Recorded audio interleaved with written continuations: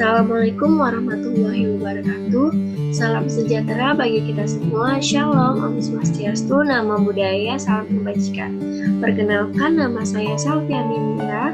Saya berasal dari Universitas Mercubuana Jakarta, Fakultas Ilmu Komunikasi, Prodi S1 Digital Komunikasi.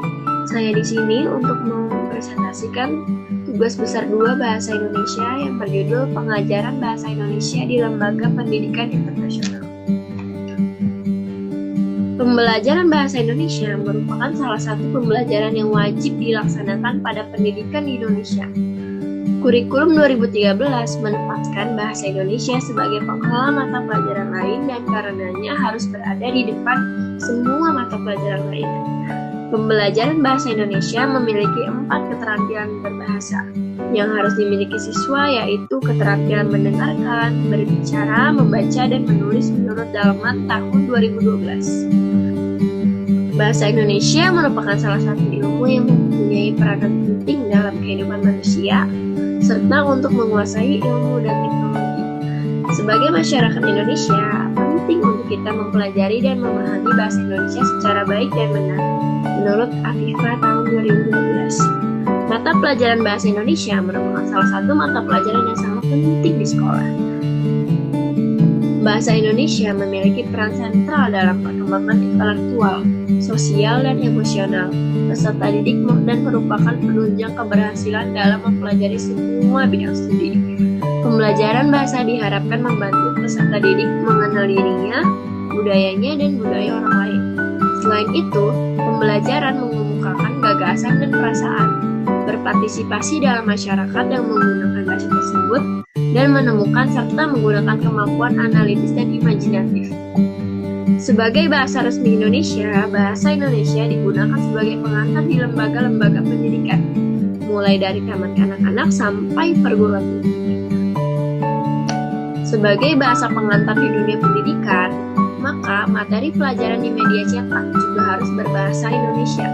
Hal itu dapat dilakukan dengan menerjemahkan bahasa asing untuk dipelajari. Apabila hal tersebut dilakukan, maka akan membantu meningkatkan bahasa Indonesia, terutama di bidang pendidikan. Di samping sebagai pengantar dalam dunia pendidikan, bahasa Indonesia juga digunakan sebagai penghubung nasional untuk kepentingan perencanaan dan pelaksanaan pembangunan. Dalam era globalisasi saat ini, bahasa Indonesia perlu dibina dan dipelajari oleh setiap warga negara Indonesia. Hal itu diperlukan agar bahasa Indonesia tidak terbawa arus globalisasi yang sebagian budaya yang dibawanya tidak sesuai dengan budaya timur Indonesia.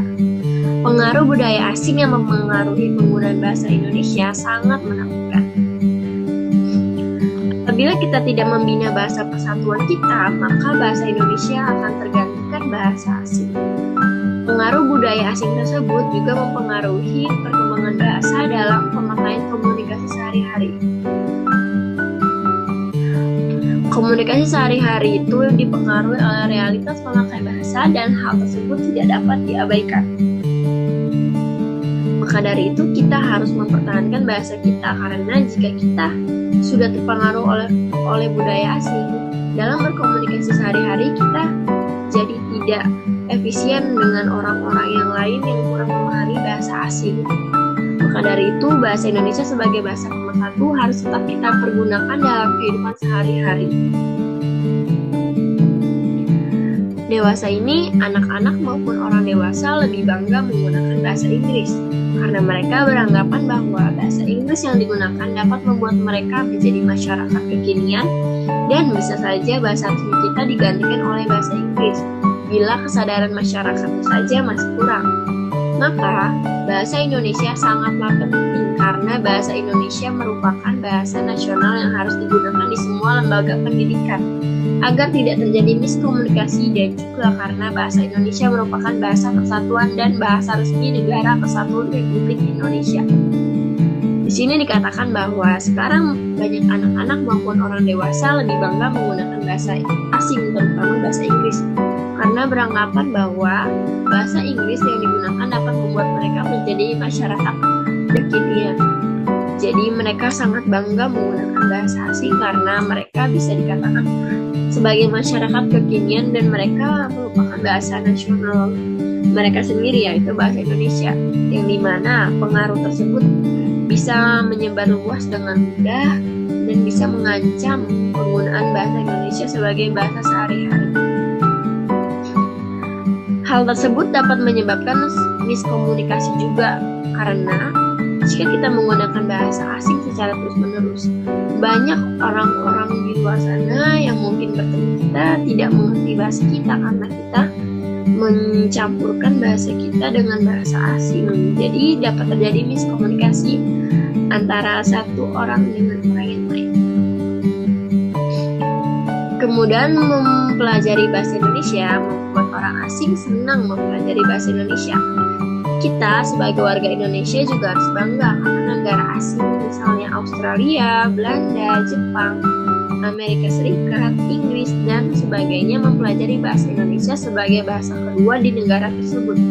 Banyak warga asing yang belajar bahasa Indonesia di sini. Dalam belajar bahasa tersebut, warga asing juga masih melakukan kesalahan dalam berbahasa. Hal itu dibuktikan dalam jurnal karya Sadono yang mengemukakan bahwa warga negara asing yang ada di Indonesia harus dituntut untuk bisa berbahasa Indonesia yang baik dan benar. Nah, di sini dikatakan bahwa karena kemudahan mempelajari bahasa Indonesia, banyak orang asing yang ikut mempelajari bahasa Indonesia dan menjadikannya bahasa kedua di negara kita. Sebagai orang Indonesia seharusnya bangga dan juga menggunakannya sebagai bahasa sehari-hari, karena orang asing saja yang bukan berasal dari sini yang mempelajari bahasa Indonesia. Seharusnya kita sebagai warga negara Indonesia asli, kita harus mempertahankan dan juga menjadi contoh yang baik bagi mereka dalam belajar bahasa Indonesia. Di sini dikatakan juga bahwa masyarakat asing harus bisa berbahasa Indonesia yang baik dan benar. Taraf sekolah internasional yang ada di Indonesia juga tidak boleh menyampingkan bahasa Indonesia. Kecanggihan teknologi yang pesat membuat bahasa Indonesia sedikit terancam.